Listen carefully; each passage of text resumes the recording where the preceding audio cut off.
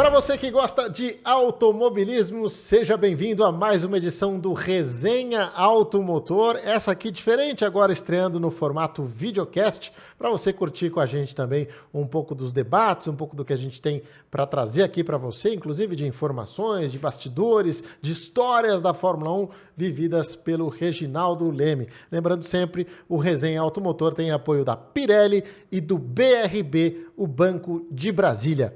Tudo bem, Regi? Tudo bem, Thiago. Vamos lá, mais uma conversa, mais um bate-papo desse aqui. Bom, esse nosso primeiro Resenha Automotor nesse formato vem para discutir um pouco do que a gente já viveu nessa temporada 2023, né? A gente teve no ano passado o Max Verstappen conseguindo resultados espetaculares, né? Foram aí 15 vitórias em 22 corridas, maior número de vitórias em corridas, maior número histórico de vitórias nominal, né, que um piloto já conseguiu, e fica essa pergunta, né, se alguém vai conseguir, se ele vai conseguir superar essa própria marca. Muita gente já falando aí que o Hamilton já disse que é o melhor carro que ele já viu, o Russell diz que é inalcançável a Red Bull. Como é que você enxerga esse início de temporada e você acha que o Max tem possibilidade, de fato, de romper esse número que ele mesmo conseguiu ano passado? A continuar assim, tem. Sim, em 3 corridas, ele ganhou 2 e na outra ele foi segundo colocado, tendo largado em 15º, né? Isso que é importante num circuito como o da Austrália, que não é assim tão fácil de ultrapassar. Então você vê a qualidade do carro dele, né? Você falou, o Hamilton disse que é o melhor carro que ele já viu, né? E o Russell chega a suspeitar que o Verstappen não deu tudo que podia para não demonstrar assim o quanto o carro é rápido, para não assustar demais os adversários. E a gente viu ele, Verstappen, lá na Arábia Saudita, largando de 15º para chegar em segundo. E viu o Pérez também muito bem na Austrália, né, largando lá de trás para chegar também ali nas primeiras posições. O que mostra que não é só o piloto que está afiado, né, porque o companheiro de equipe dele, que é claramente mais lento do que ele, também tem conseguido grandes resultados. E tem, inclusive, feito o melhor início de temporada dele. Já conquistou, inclusive, vitória lá na Arábia Saudita. Um dos pontos que mais chamam a atenção aí, Regi, é essa questão da asa móvel, né? Parece que a Red Bull passa todo mundo com muita facilidade.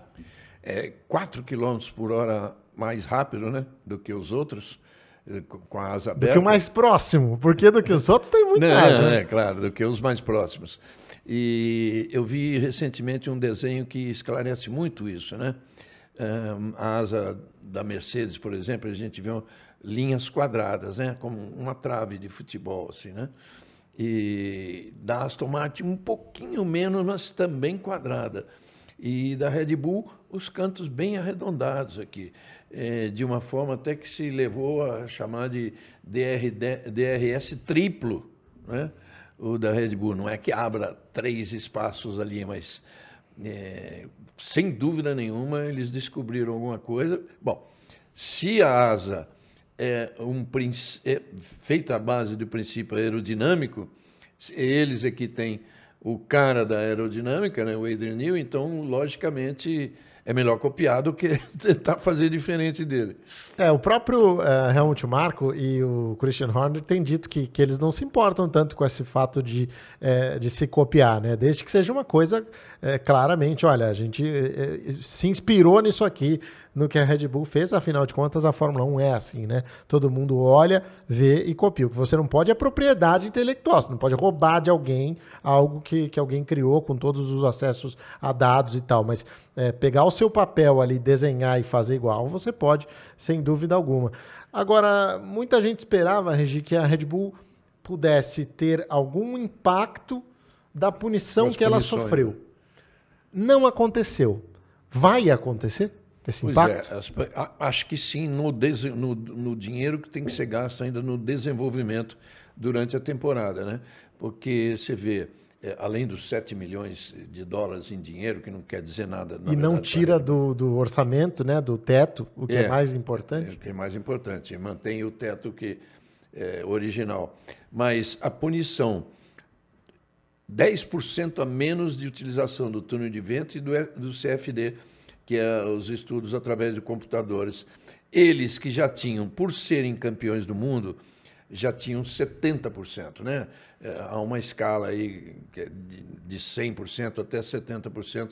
O campeão fica prejudicado, o vice-campeão menos, 70, tem 75%, até para tentar igualar as coisas entre as equipes. Então, se eles já tinham 70%, aí foram multados em 10%, já cai 70 menos 7 para 63%. Deve fazer uma diferença bastante grande. E o Verstappen, não sei se é só ele que está fazendo a diferença, não, não é. É o carro e ele que está num momento assim muito especial e absolutamente inalcançável hoje. Se continuar nesse ritmo, ele vai ganhar. O Russell chegou a dizer que eles iam ganhar todas, né? Você sabe que quando a gente fala, né, 10% é muita coisa de fato, mas o Frederic Vasseur recentemente colocou isso no papel, né? Resolveu colocar lá, falou, tá, eles perderam 10% do desenvolvimento aerodinâmico e de desenho. Então vamos considerar aqui, quanto que a gente evolui no ano? Vamos colocar um número alto, 1 segundo? Bacana, melhorou 1 segundo. Então quanto eles perdem de melhoria? 1/10? Ou seja, eles vão perder 1/10? Nós estamos 1 segundo quase atrás deles. Ou seja, o impacto dessa punição, realmente, se colocado em tempo, pelo que a Red Bull construiu, não é muito grande. E vamos lembrar também, Regi, o carro já estava pronto quando a punição foi anunciada, ou seja, claro que durante esse ano o desenvolvimento vai ser prejudicado, mas lá em novembro, dezembro, quando saiu o pênalti, já estava tudo pronto, já estava tudo em ordem. As equipes trabalham com muita antecedência, né? O carro é muito superior aos outros e por esse raciocínio do Vasseur, se ela desenvolver menos do que os outros, ainda vai estar muito na frente. É verdade. Pessoal, vocês estão vendo aqui no nosso estúdio um capacete do Emerson Fittipaldi, e é ele que estreia o nosso quadro Estante do Regi, que tem apoio do BRB, em que toda vez aqui, todo episódio do Resenha Automotor, a gente vai trazer um item da coleção do Reginaldo Leme para ele contar para a gente do que se trata, qual a importância para ele. E eu já consigo. De que forma ele veio parar aí. De que forma ele veio parar aí. E eu já consigo imaginar a importância desse item na sua coleção, Regi. Porque eu sei que você e o Emerson, o caminho de vocês no automobilismo internacional é paralelo. Você no jornalismo, ele nas pistas. Né? Absolutamente paralelo. Inclusive, no começo, no Brasil ainda, né, eu acompanhava, mas aí, sem ter... Eu acompanhava, na verdade, antes de ser jornalista, né? Então, sem ter essa proximidade que eu vim a ter depois. E o capacete do Emerson, eu tenho alguns capacetes, mas do Emerson é de quem eu tenho mais, né? Eu tenho 3, que eu tenho em diferentes fases dele, 2 delas na Fórmula 1, e esse aqui já na Fórmula Indy, que é a última. Se você perceber o primeiro capacete, isso é que é bacana. O Emerson tinha essa coisa e junto essas ideias de desenvolver dentro do mesmo tema e pegou um Cid Mosca pela frente, que era um gênio da customização de capacete. Então ele viajava nas ideias do Emerson e foi criando, por exemplo, você vê, antigamente, isso que a gente vê, esses ovaizinhos aí, não existiam, era totalmente azul marinho escuro. E aí ele foi criando isso, foi criando uns raios aí, modernizando. Quer dizer, se você olhar o original, você vai falar assim, puxa, é a mesma coisa, só que aí extremamente mais desenvolvido com o tempo e com o bom gosto do Emerson e do Cid. Que bacana, numa Cid época... Mosca, o cara que pinta capacetes, né? Ele já faleceu, hoje quem pinta é o Alan, filho dele, mas foi um cara que sempre, muito ligado ao Emerson. Na construção do primeiro Copersucar Fittipaldi, que eu acompanhei muito ali em frente ao Portão 7 de Interlagos, uma oficininha pequena, me lembro quando o Emerson e o Sim me mostraram com muito orgulho a pintura do nome do Emerson no carro, né? Tinha o nome do Emerson no carro e escrito assim, pintado por Cid no Brasil com S. Né? Brasil com S, não Brasil, como eles usam na Inglaterra com Z. E o Cid acabou se tornando referência no mundo inteiro nos capacetes, na pintura de capacete, graças a essa exposição também com o Emerson e a capacidade que ele tinha. Esse especificamente, como é que chegou na tua mão? Todos eles vieram através do Emerson mesmo. Ele está me devendo um ainda. Disse que tinha mais um para me dar e vai me dar o do filho dele também, o Emo. E é muito legal. Eu nunca pedi capacete para ninguém, né? É muito legal quando você recebe de alguém que tem o prazer em te dar um capacete para você pôr na sua estante. Esse aí foi quando ele já tinha parado de correr na Índia, inclusive, e ele falou: olha, eu tenho um mais desenvolvido aí, eu quero deixar isso na sua estante que vai ficar mais bonito. E me levou ele.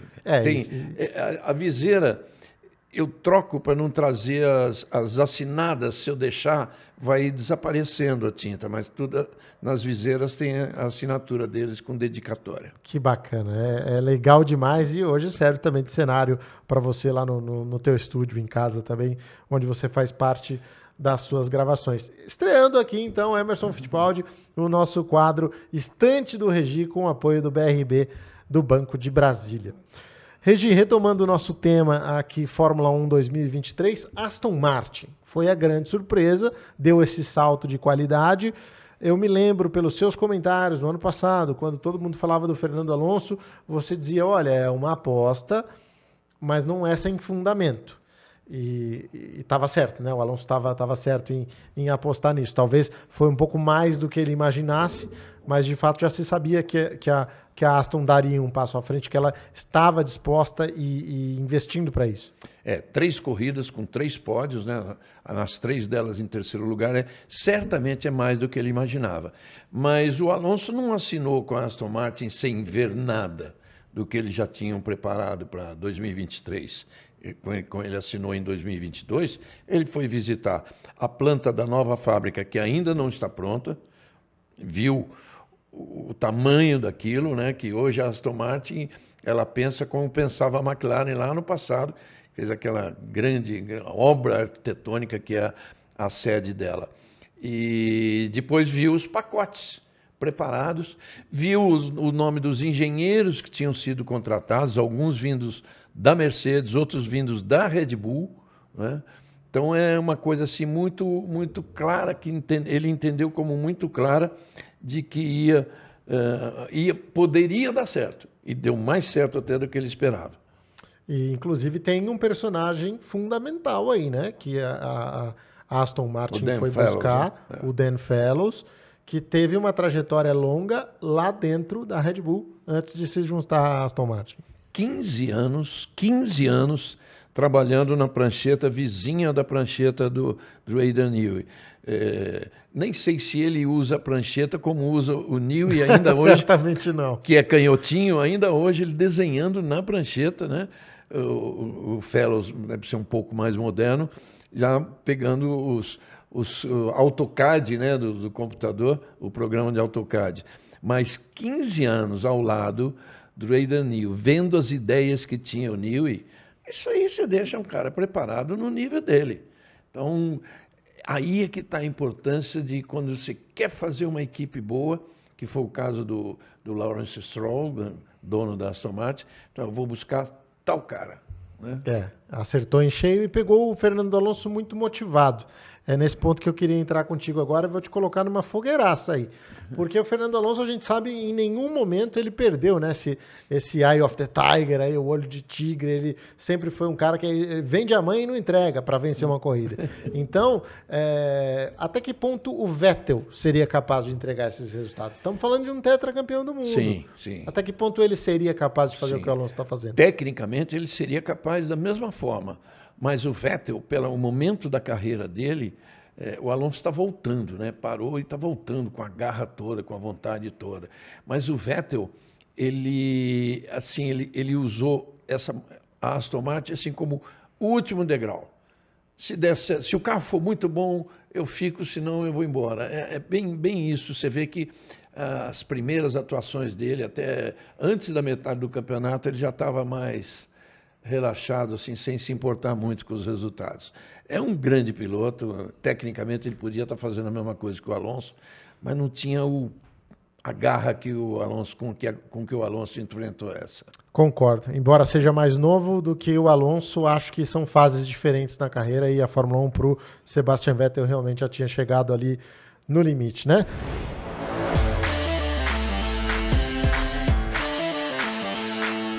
Você está acompanhando aqui com a gente o Resenha Automotor, sempre com o apoio do BRB, o Banco de Brasília, e da Pirelli. E nós chegamos ao Minuto Pirelli, onde a gente sempre vai trazer aqui informações exclusivas, detalhes, bastidores do universo Pirelli, que você pode não estar acostumado a ver ou ouvir essas informações. E hoje o tema foi sustentabilidade, o tema que foi definido aqui para a gente trazer detalhes para vocês. Você sabe, a Pirelli é a fornecedora exclusiva dos pneus de Fórmula 1 e também está muito preocupada, também tem muito da sua atenção voltada para essa questão da sustentabilidade, e eu quero ler aqui alguns pontos importantes para você. A Pirelli, por exemplo, ela foi confirmada com a pontuação máxima em sustentabilidade no setor de componentes automotivos ATX, na avaliação de sustentabilidade corporativa 2022 da S&P Global, obtendo a maior pontuação do seu segmento, 85 pontos, sendo a mais alta do setor e significativamente superior à média do setor, que é de 24 pontos.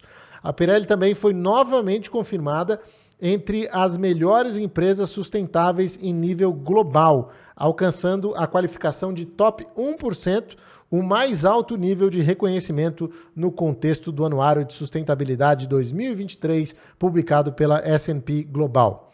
A companhia foi confirmada como líder global na luta contra as mudanças climáticas, obtendo uma posição na lista Climate A 2022 da CDP, uma organização sem fins lucrativos internacional. A Pirelli foi novamente premiada como classe ouro no Anuário de Sustentabilidade 2022, publicado pela S&P Global, com base na avaliação dos perfis de sustentabilidade de mais de 7.500 empresas. A SBTi, empresa que, se você colocar aí, né, no português, Iniciativa de Metas Baseadas na Ciência, validou a atualização das metas da Pirelli para redução de gases de efeito estufa. Então, até 2021, até o final de 2021, a empresa atingiu com 4 anos de antecedência as metas anteriores validadas pelos escopos 1 e 2. As novas metas apresentadas pela Pirelli e aprovadas pela SBTi prevêem ações consistentes com a manutenção do aquecimento climático em 1,5 graus Celsius, em comparação com o cenário anterior, que previa permanecer bem abaixo de 2 graus Celsius. Portanto, aí informações interessantes, importantes, detalhes a respeito da questão da sustentabilidade.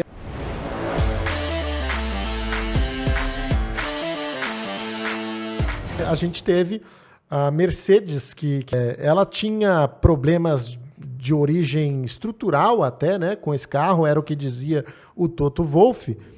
Mas parece que a partir da Austrália o jogo meio que virou. Eles já falavam em fazer carro novo, mas se ela não vai ser capaz de brigar com a Red Bull, pelo menos ela parece ter força para brigar por pódio agora, coisa que nas primeiras etapas ela não tinha. Eu não tenho tanta certeza disso. Inclusive o que ela conseguiu ano passado, naquele ano horrível, e a ponto de chegar ao Brasil e fazer uma dobradinha, né? Russell em primeiro e o Hamilton em segundo, para mim foi uma coisa assim muito boa para a Mercedes, para o torcedor brasileiro que é fã da Mercedes, principalmente de Hamilton, né? Mas uma coisa assim que, na minha opinião, iludiu os engenheiros, que a Mercedes tem uma equipe extremamente competente, que conseguiu pegar aquele carro horroroso do início da temporada e levar a ponto de obter uma vitória. Mas por isso, será que por isso ela insistiu no conceito do side pod zero? Eu esperava ver uma Mercedes com as laterais iguais às dos outros, iguais às da Red Bull, da Ferrari, da Aston Martin, e de repente ela veio de novo com o side pod zero, né? Para mim foi uma ilusão trazida pelo resultado no Brasil, e esse segundo lugar na Austrália pode também dar uma ideia errada. Agora, eu já ouvi, Thiago, que vem um carro totalmente novo agora para o Grande Prêmio do Azerbaijão. A grande questão, Regi, e eu me pego pensando, como é que esse carro pode ter iludido tanto, sabe? Porque a Mercedes já estava ali no final do ano, ou seja, o carro já estava praticamente pronto, como a gente falou da Red Bull. Aliás, foi isso que fez evoluir, né? Ela levou tantas coisas ali para 2023 que o carro de 2022 já estava muito legal. Então, eu acho que a gente precisa tentar entender também se foi isso, se ela realmente se iludiu com o GP do Brasil ou se a coisa já estava encaminhada e ela só seguiu por aquela direção.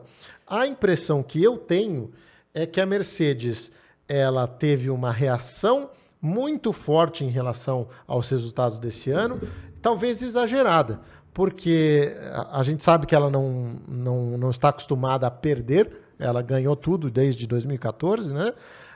E aí ela tem um carro que pode ser a terceira melhor força do campeonato, para ela é desastroso, então parece que deu tudo errado. Não é bem assim. As outras equipes trabalharam também. A Red Bull trabalhou, a Ferrari trabalhou, a Aston Martin trabalhou. Então, eu não acho que a Mercedes errou. Eu acho que a Mercedes ela pode ter optado por um caminho que não foi tão eficaz quanto as outras. E por isso que eu acho que, apesar dessa decisão, Regi, que está muito claro, já foi anunciado, de que eles vão trazer componentes novos, um carro novo praticamente, talvez eles precisem entender que não é todo dia que eles vão ganhar. Então, se eles começarem a correr atrás do pote de ouro a todo tempo, eles vão continuar errando, porque isso não é possível de conseguir. Né? Não, você tem razão, mas o erro é insistir num conceito. Do zero pod, que você mencionou. Quem sou eu para dizer isso? O Hamilton disse. Então, não é só você, é o Regi. O Hamilton Regi disse. E o Hamilton. Não me ouviram. Não quiseram ouvir a minha opinião. E ele falou várias vezes.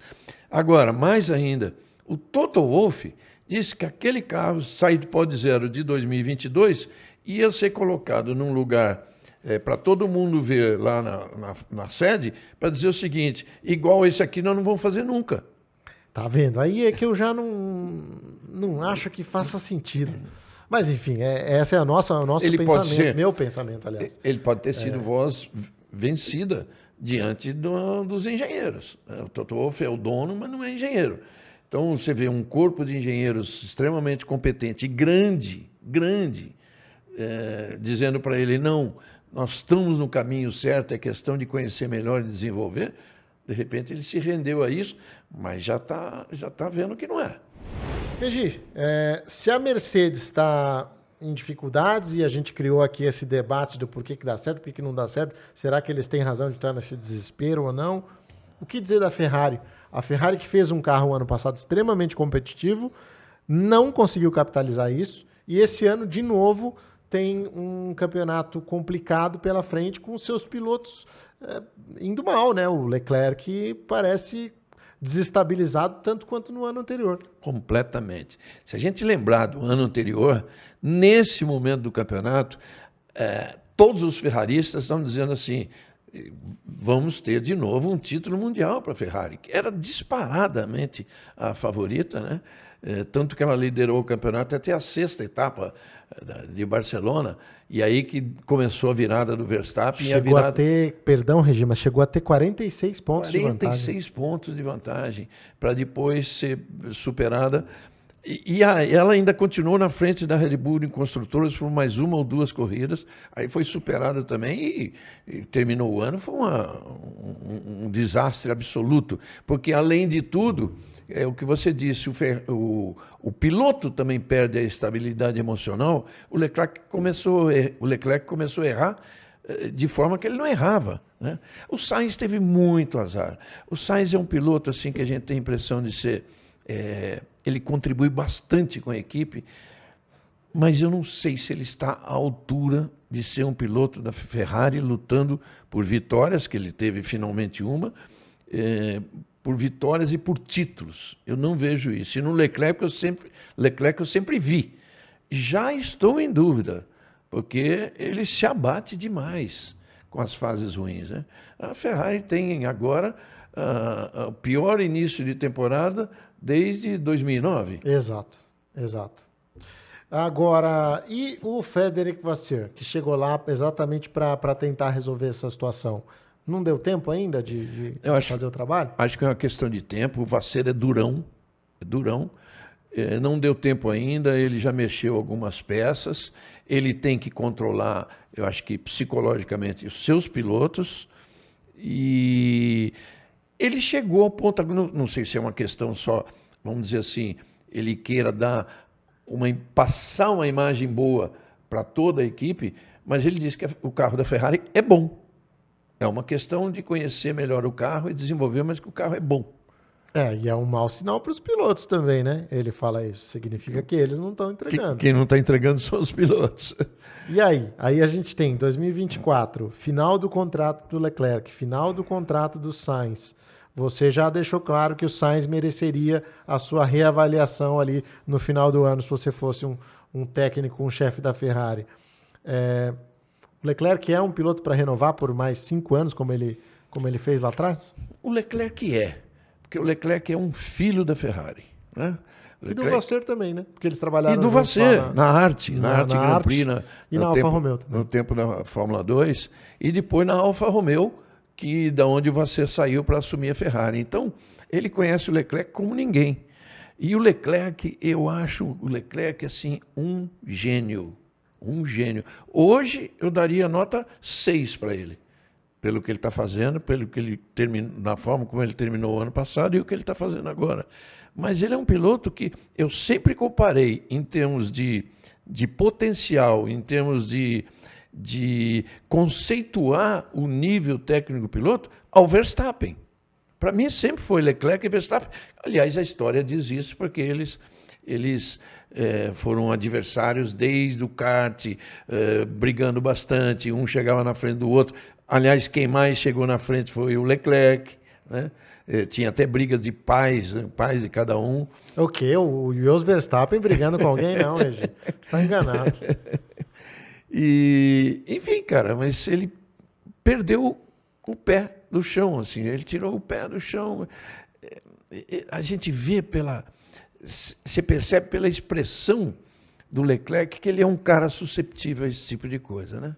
Ele se abate mais do que outros. Tomara que com essa presença do Vasseur, como você falou, Regi, ele consiga recuperar essa estrutura que ele tinha até antes de chegar à Fórmula 1 e antes de chegar à Ferrari, de ser um cara um pouco mais frio, capaz de ganhar de um Verstappen da vida. Vamos lembrar que falou-se muito de Hamilton na Ferrari, né? Verdade. Falou-se demais aí, é o sonho de todo grande piloto e tal, mas o Hamilton, tem certeza que para ele, se vier a acontecer, porque alguma questão que ele venha a ter na Mercedes, porque ele é um piloto Mercedes desde o tempo da McLaren, com 11 anos de idade, ele é um piloto Mercedes e ele disse que quando encerrar a carreira, quer continuar dentro da Mercedes exercendo algum cargo, sei lá, lugar do Toto Wolff, lugar de um chefe da área técnica. Eu acho difícil ele ir para a Ferrari, nessa altura, né? Nessa idade já. É difícil ver o Hamilton realmente optando por uma outra equipe, não é a Ferrari, não, diria qualquer uma, né? Assim, depois dessa relação toda que ele teve com a Mercedes. A não ser que a Red Bull quisesse fazer um teste, né? Vamos botar os dois juntos. Já pensou? Verstappen e Hamilton, vamos botar os dois juntos, um tira-teima de presente para o torcedor. Você viu que o Christian Horner, numa entrevista recentemente, ele estava lá e foi perguntado sobre o Hamilton, ele falou, não, no momento nós não temos espaço para o Lewis Hamilton, ele não caberia na nossa equipe. Então, assim, como se o Hamilton tivesse pensando em ir para lá, né? Mas enfim. Mas é Faz isso. parte do jogo. Faz parte do jogo. E que legal, Regi, mais uma vez o nosso papo aqui nesse Resenha Automotor. O Resenha Automotor, como você sabe, com o apoio da Pirelli e do Banco BRB, o Banco de Brasília, sempre trazendo esse debate legal, bacana, interessante aqui sobre Fórmula 1, sobre esporte a motor. Obrigado, Regi, e até a próxima. Obrigado, Thiago. Obrigado a vocês que acompanham a gente. Espere aí que tem muito papo pela frente, tá? E não deixem de participar aí nos comentários, mandem as suas mensagens para a gente debater aqui também no próximo episódio do Resenha Automotor. Da minha parte, um grande abraço, até mais. Tchau, tchau.